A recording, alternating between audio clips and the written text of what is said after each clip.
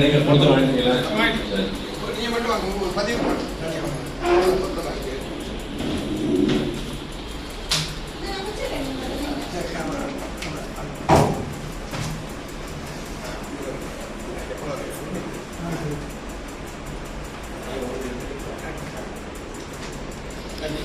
நீங்கள் வாங்கிக்கிறீங்களா? நீங்கள் நாட்கட்டை வாங்கிக்கணும். தோல்கிட்ட ஒரு 50 ரூபா கொடுத்து நாட்கட்டை ஒன்று வாங்கிடுங்க. கூட்டம் நம்மளுக்கு குறைவாக இருக்கும் இல்லையா? எல்லாம் ஜிபே யூஸ் பண்ணுறதுனால அனுப்பிடலாம். நீங்கள் கல்வி மொழி, வேலை மொழி, ஆட்சி மொழி, வழக்கு மொழி, வழிபாட்டுதல் மொழி, நம்முடைய தமிழ் என்ற உணர்வினை நீங்க வெளிப்படுத்தி இந்த விழா எந்த நோக்கத்திற்கான நடத்தப்படுகிறது, இந்த நாட்காட்டி நாம் ஏன் தமிழ் நாட்டிலே பயன்படுத்த வேண்டும் என்ற அந்த குறிக்கோளை எல்லாவற்றை பற்றி நம்முடைய மதிப்புக்குரிய திருக்குறள் தலைவருடைய செயலாளர் சங்கை தமிழர் மதிப்பிற்குரிய ஆசிரியர் லட்சுமிபதி ஐயா அவர்கள் இங்கு உரை வழங்க வருகை தரப்படி அன்புடன் கேட்டுக்கொள்கிறேன்.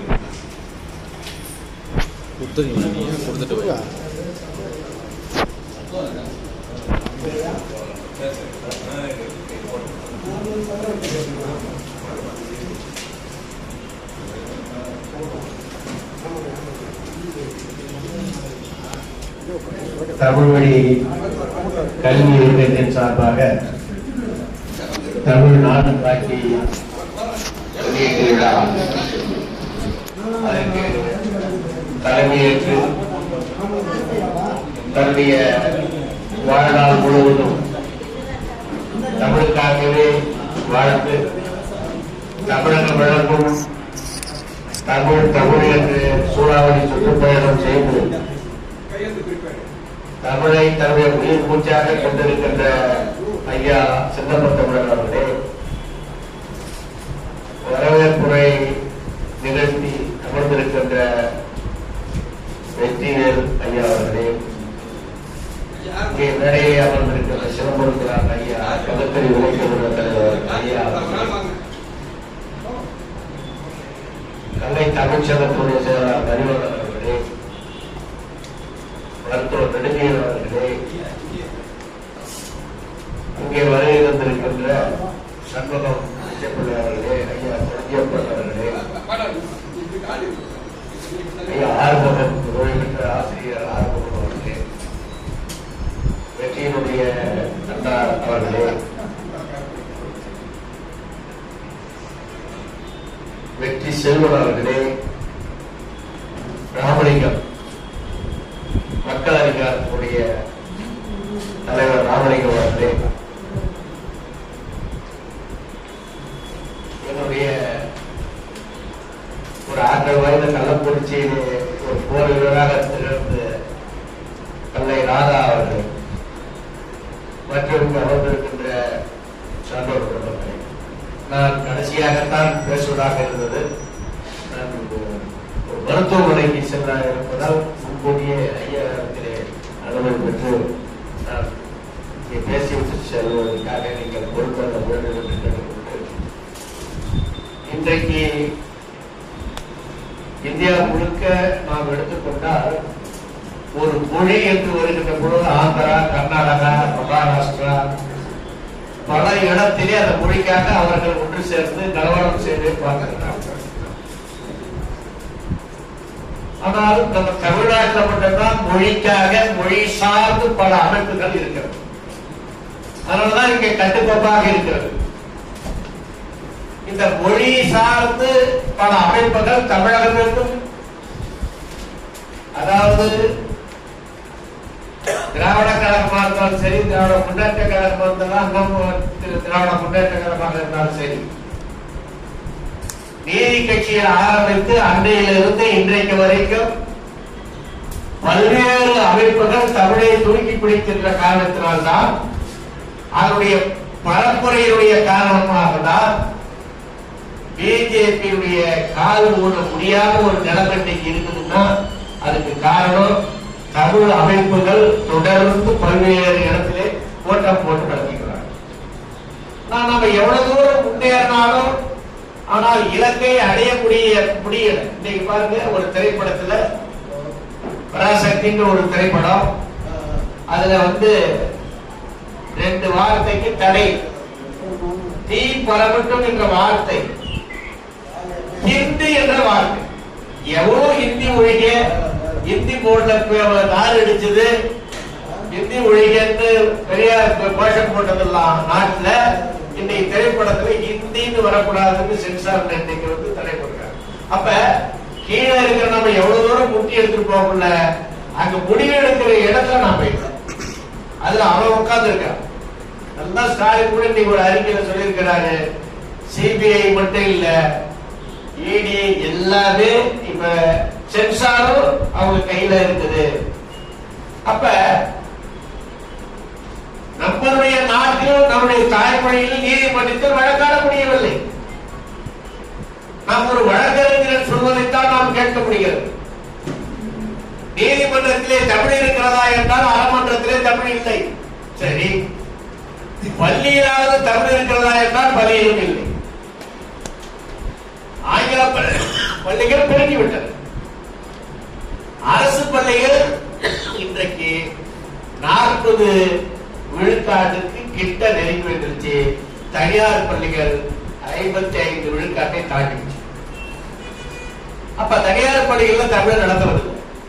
அண்மையில முதுகலை ஆசிரியருக்கு ஒரு தேர்வு வச்சாரு சென்ற மாதம். அந்த தேர்வுல 85,000 பேர் தமிழ்ல 20 மார்க் வாங்கினீங்க. தமிழ்நாட்டில் முதுகலை ஆசிரியர் பணியிடத்திற்காக படித்து, அதாவது பயிற்சி மையத்தில் சேர்ந்து படித்து, அதிலே 85,000 பேர் தமிழிலே 20 மதிப்பெண் எடுக்காத, அவன் கணக்குல எடுத்துட்டான், ஆங்கிலத்தில் எடுத்துட்டான், அவன் சப்ஜெக்ட்ல எடுத்துட்டான். ஆனா தமிழ்ல 20 மார்க் எடுத்தாலும் அவன் அந்த பேப்பரே திருத்துவாங்க. எலிஜிபிலிட்டி இது. ஆனா 85,000 பேர் இன்னைக்கு தமிழில் தோல்வி அடைந்திருக்கிறார்கள் தமிழ்நாட்டில். அப்ப நம்முடைய நிலைமை எப்படி இருக்கிறது என்று சிந்தித்து பார்க்க வேண்டும். அப்ப பள்ளியிலும் தமிழ் இல்ல, அறமன்றத்துல தமிழ் இருக்குதுன்னா அங்கேயும் தமிழ் இல்ல. ஐயா வணக்கம் ஐயா. பள்ளியில இன்னைக்கு தமிழ்நாட்டில் தமிழ் இல்லை, அறமன்றத்தில் தமிழ் இல்லை. சரி, வீட்டுல இன்னைக்கு கிராமத்துலதான் தமிழ் நாம உரையாடிக்கிட்டு இருக்கோம். நகரத்துல வீட்டுல தமிழ்ல உரையாடக்கூடிய வாட்ஸ்அப்ல பாத்தீங்கன்னா இன்றைக்கு இருக்க இளைஞர்கள் அவன் ஒரு தமிழ் வார்த்தை 9 ஆங்கில வார்த்தை கலந்துதான் வாட்ஸ்அப்ல செய்தியே என்ன பண்றாங்க. அவன் மெசேஜ் அனுப்புறது கூட நடைமுறையில இங்கிலீஷ் அப்படியே தமிழ் இங்கிலீஷ் வார்த்தையை அப்படியே எழுத்துல அடிச்சு அனுப்புறான். அப்ப உரையாடுகின்ற இடத்துல தமிழ் இல்ல, அரமன்றத்துல தமிழ் இல்ல, பள்ளியில தமிழ் இல்ல, கோயில்ல தமிழ் இருக்குதுன்னா கோயிலே தமிழ் எல்லாம் அவங்க பிடிச்சுக்கிறாங்க. இன்னைக்கு திருவண்ணாமலையில திருவண்ணாமலை மக்களை எவ்வளவு புறப்படுறாங்க தெரியுங்களா? நாங்க எல்லாம் காலையில இருந்துச்சு திடீர்னு கோயிலுக்கு போயிட்டு வேலைக்கு போவோம், ஆஃபீஸ் போவோம். இன்னைக்கு 4 மணி நேரம் 5 மணி நேரம் ஆகுது. பூரா ஆந்திரா பூரா திருவண்ணாமலையில தான் இருக்கிறாங்க. எங்களா உள்ளூர்காரங்க கோயில், சரி கோயிலுக்கு தான் போக முடியல, குடியிருக்க முடியலன்னா துணியும் இருக்க முடியல. எல்லாரும் வீட்டை காலி பண்ணிட்டு அவங்கள வீடு கட்டிக்கிட்டு அந்த வீட்டை ரெட்டி போட்டுறாங்க. அப்ப திருச்செந்தூர், ராமேஸ்வரம் இது போல இடத்தெல்லாம் எல்லாமே அவங்க ஆக்கிரமிப்புலதான் இருக்கு. பூரா சமஸ்கிருதத்துலதான் அவங்க சொல்றாங்க.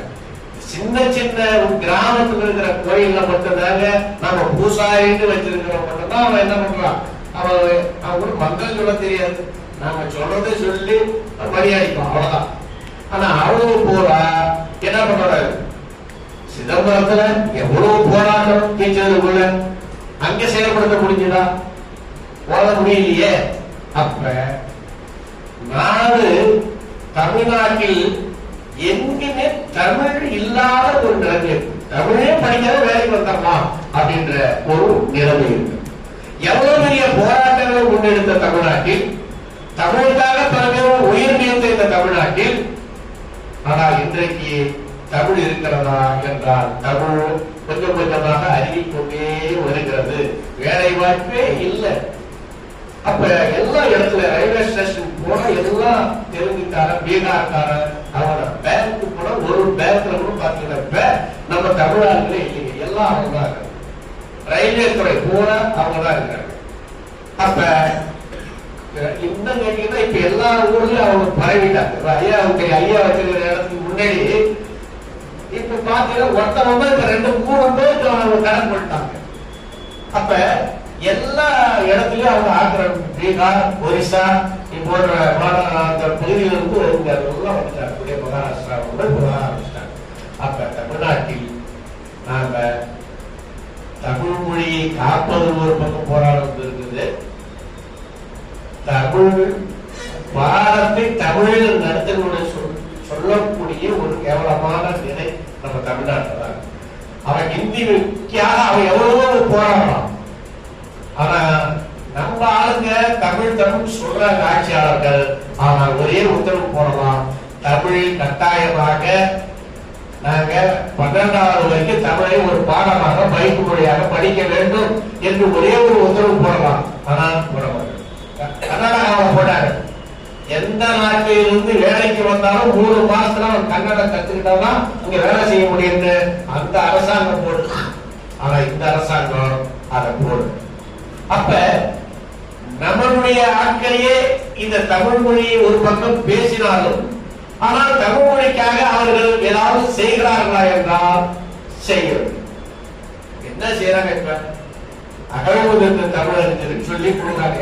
யாரு வேணாலும் போடு, யாருக்கு வேணாலும் தகுதி இருக்குதா இல்லையா அப்படின்னு யாரு வேணாலும் போடுறது இந்த கூட போட்டுட்டே இருக்கிறாங்க. இது போல சின்ன சின்ன விஷயங்கள் தான் செய்யறாங்க. பெரிய விஷயங்கள் யாரும் செய்கிறது இல்லை. அப்ப 1ஆவதுல இருந்து அவன் தமிழ் படிக்காதே மேல வரைக்கும் வந்துடலாம்.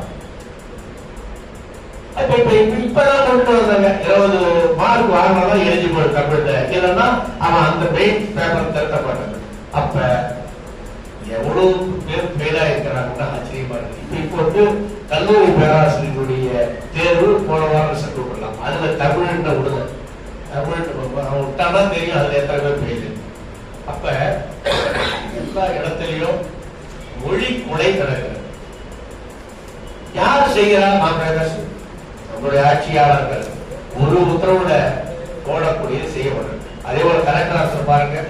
கலெக்டர் ஆஃபீஸ்ல தமிழ் சார்ந்த விழா நடத்தணும், எல்லாத்துக்கும் தமிழ் கொடுக்கணும் இருக்குது. யாருமே கொடுக்கறது இல்லை. திடீர்னு ஒரு பேனர் பிடிச்சு ஒரு போட்டோ போட்டு போட்டுறாங்க. இப்ப நடந்த பார்த்து பேப்பர்ல வந்தாதான் நமக்கு தெரியும். அப்ப தமிழ் அமைப்புகளும் யாரும் என்ன பண்ண மாட்டேங்கிறாங்க, அவங்க சொல்ல மாட்டேங்கிறாங்க.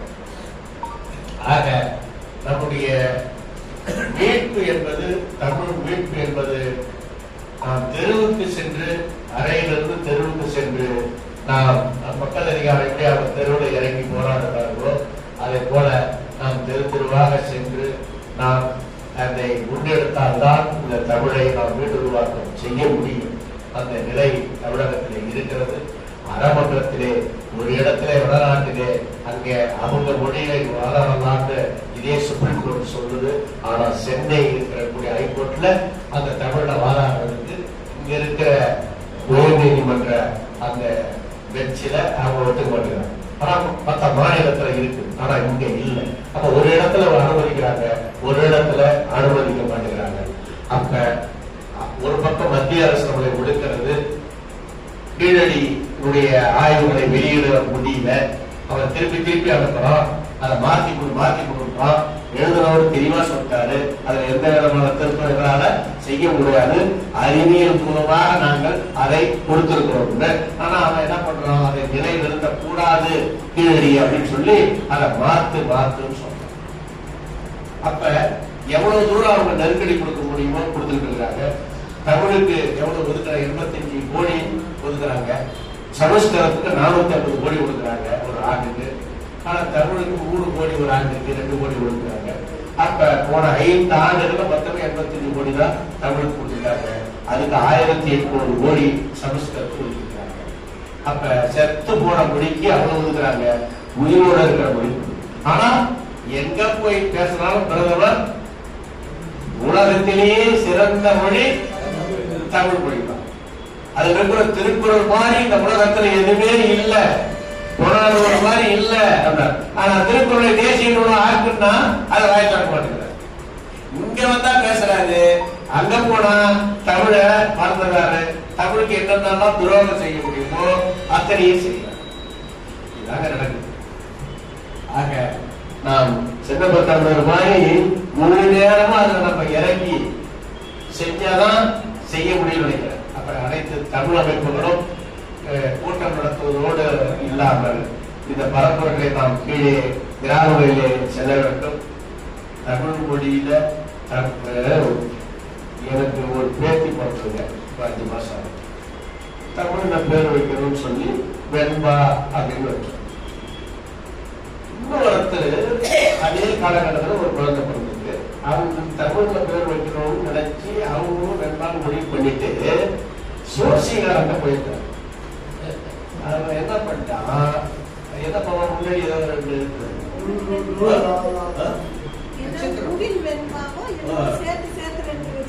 ஏதோ ஒரு அது சம்பந்தம் இல்லாத யோசனை பண்ணி பாருங்க. இப்ப பள்ளிக்கூடத்துல அட்டனன்ஸ்ல பாத்தீங்கன்னா மொத்த பேரும் தமிழ்ல இல்ல இப்ப இருக்கிற காலகட்டத்தில். இப்ப அதுல பெரியார் ஜாதி பேர் பின்னாடி இருக்கக்கூடாதுன்றவங்க எல்லாம் எடுத்தாங்க. இன்னைக்கு கொஞ்சம் கொஞ்சமா திருப்பி பழையபடி நீங்க அதை போட ஆரம்பிச்சாங்க. அப்ப பெரிய மாற்றம் நிகழ்ந்து திருப்பி பின்னோக்கி போற மாதிரி தெரியுது. சோசியக்காரங்க எல்லா ஊர்லயும் இந்த குழந்தைகளோட பேரை மாத்தது அவன் தான் காரணம். பிஜேபி நேரம் அவனை பிடிச்சதான் நடக்கும். அவனெல்லாம் கூட்டம் போட்டு நீ கூட சொல்றா வடமொழி பேர்ல தலைப்பெழுத்து தான் வரும்னு சொல்லிவிடு, அவன் வச்சுக்குவான் அப்படின்னு சொல்லிட்டு. அதனால இவன் அவன் சோசியக்காரனுக்கு வருமானம் தானே முக்கியம். அதனால எப்ப மாற போகுது, எப்படி மாற்ற போறோம், இதே நம்ம பேசிக்கிட்டே நம்ம காலம் போயிடுவோம் அப்படின்றதெல்லாம் ஒரு கேள்விக்குறியாக இருக்கிறது. எனக்கு வாய்ப்பு கொடுத்த அனைவருக்கும் நன்றி கூறி தமிழ் மொழி கிட்டத்தட்ட 27 ஆண்டுகளாக ஐயா அவர்கள் அருமையாக அதை வெளியிட்டிருக்கார். 20 ரூபாய்க்கு வாங்கணும், அப்புறம் 30 ஆச்சு, 40 ஆச்சு, ஏன்னா விலை ஏறிச்சு. ஆனா இந்த முறை கலர் பிரிண்ட்ல போட்டிருக்காரு. இதுக்கு முன்னாடி வெள்ளையில வரும், ப்ளூ கலர்ல. இப்ப கலர் பிரிண்ட் அழகா போட்டிருக்காரு. எங்க வீட்டுல கூட போன வாரம் கேட்டாங்க, காசு காலர் வரலையா அப்படின்னு. எனக்கு டக்குன்னு புரியல, என்ன கேட்கறோம்னா இந்த தமிழ் காலத்துல வரலையா அப்படின்னு கேட்டேன். அப்ப அந்த சொல்ற அளவுக்கு இது பரவி இருக்குது. ஐயா அவருடைய முயற்சிக்கு நான் பாராட்டுகிறேன். நன்றி.